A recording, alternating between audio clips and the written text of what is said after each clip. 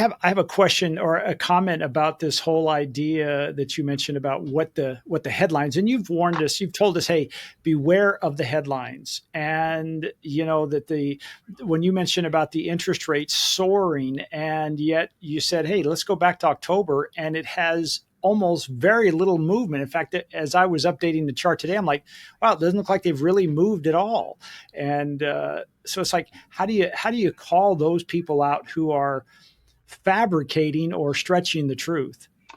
Yeah, that's a good question, and I'm not sure I know what the answer is. I mean, I think there's a general inclination in the media, particularly online with written articles and so forth, that of course we've talked many times, you know, beware the headlines, clickbait, and so forth and so on. That continues to happen. You know, in this news blurb I saw this morning about soaring rates were the culprit in the drop in pending home sales. Of course, you know, when you get into the article, you can guess what else was pointed to as to these soaring mortgage rates. Well, they tried to make a correlation between when Trump announced his schedule of tariffs. You remember when he had that chart with by Mm, country, he had the tariff numbers.